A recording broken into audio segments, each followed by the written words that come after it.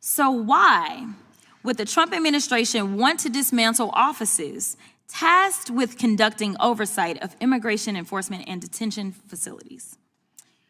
The simple answer is, without them, there will be no internal oversight offices to assess the legality of the Trump administration's policies on immigration enforcement. So what have the results been?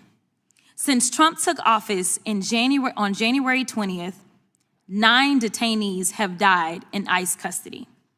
In fact, in Trump's first month in office, more detainees died in ICE custody than at any time since fiscal year 2020. Congressional Democrats have engaged in oversight activities of immigration facilities across the country, from Florida, where a 44-year-old Haitian woman died in ICE custody, to Newark, New Jersey, where 3 of our Democratic colleagues visited an immigration detention facility to ensure the humane treatment of detainees. This wasn't about going in and breaking nobody out, y'all, especially when there were cameras rolling everywhere. That's not what they were there to do. Now, in a breathtaking act of executive obstruction of congressional oversight and the unprecedented weaponization of the Department of Justice, we have— Hey everyone, welcome back to Capitol Insights. Today, I'm diving straight into the fiery face-off between Jasmine Crockett and Jim Jordan during the latest House Oversight hearing. If you thought Congress was boring, think again. This exchange was explosive, intense, and full of viral moments. Hit that subscribe button if you're ready for the truth, the drama, and the raw political energy. Let's get into it. Jasmine Crockett comes out swinging. Jasmine Crockett didn't waste a second. The moment she got the mic, she was locked in, eyes sharp, voice steady, and message crystal clear. She called out what she described as blatant hypocrisy, challenging the very basis of the hearing with facts and fire.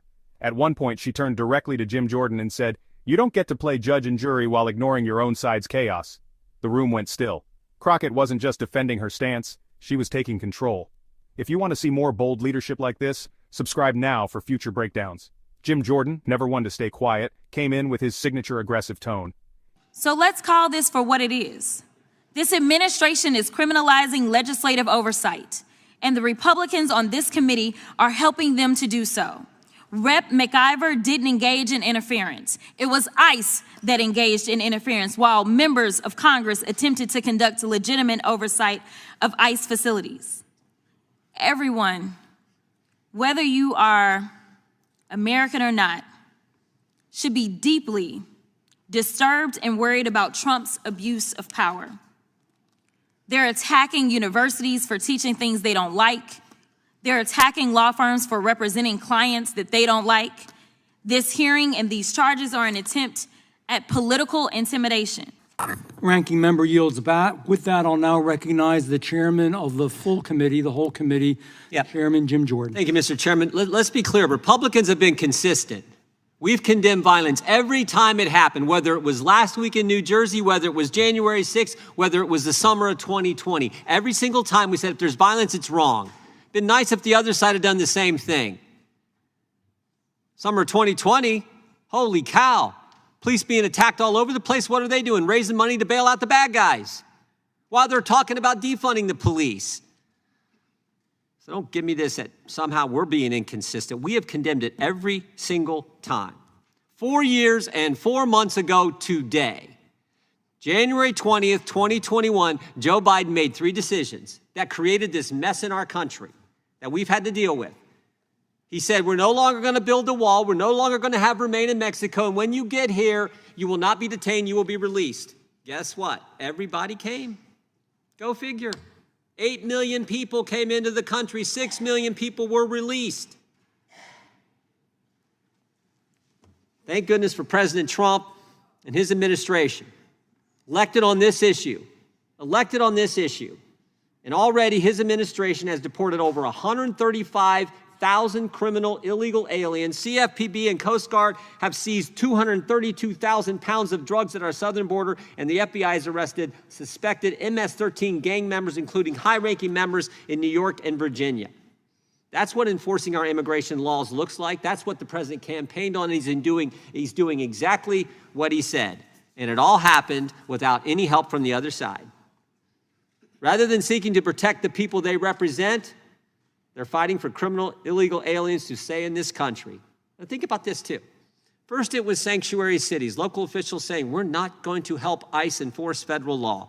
Even when they get a detainer, they let them out of the jail when they're trying to come apprehend them. People who've been in there, we had the situation in Denver where the illegal alien was in for auto theft, charged with auto theft, aggravated assault, and they said, we're not going to release him to ICE. ICE had sent a detainer saying, give us 48 hours, heads up. They gave him 40 minutes. They had to arrest the guy in the parking lot, and an ICE agent gets injured. They had to tase. It was bad for the migrant, bad for the law enforcement, endangers the public.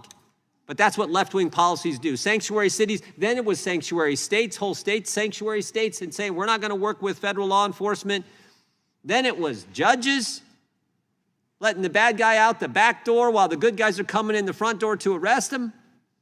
And now we find out it could even be members of Congress. That's what we saw at Delaney Hall a couple weeks ago. It wasn't congressional oversight. ICE is an important job to do, and God bless the men and women who serve in ICE. They got a tough job. I know we got some here been there. They got a hard job, and agitators who obstruct them from doing that part of their job are part of the problem. So I'm going to thank our witnesses for being here today. I want to thank the chairman for his good work on this subcommittee and on this issue in particular, and I yield back. This wasn't just another shouting match. This was a political chess game, and Crockett wasn't playing defense. The moment that has everyone talking, Jordan interrupted Crockett mid-sentence, and she shut it down immediately. You can yell all you want, she said, but facts don't care about your volume. That line, instant classic. The reaction from the room said it all. Jordan looked stunned. Crockett leaned back, calm and unfazed. I've clipped that exact moment. It's the kind of thing that turns a rising star into a national name. Crockett holds the line. As the hearing continued, Crockett made sure her points landed with precision. She defended voting rights, called out double standards, and held the committee accountable in real time. What stood out was her composure. She didn't yell. She didn't flinch. She just dismantled arguments one by one. In a world of political theater, this was raw authenticity. If you're not paying attention to Jasmine Crockett yet, you should be. This hearing was more than just noise. It was a turning point. Jim Jordan brought the fire, but Jasmine Crockett brought the facts, and walked away with the moment. Drop a comment below. Who do you think owned the hearing? And if you're here for bold voices, fearless truths, and the real moments the media skips, hit that subscribe button on Capitol Insights and join the movement. I'll catch you in the next one.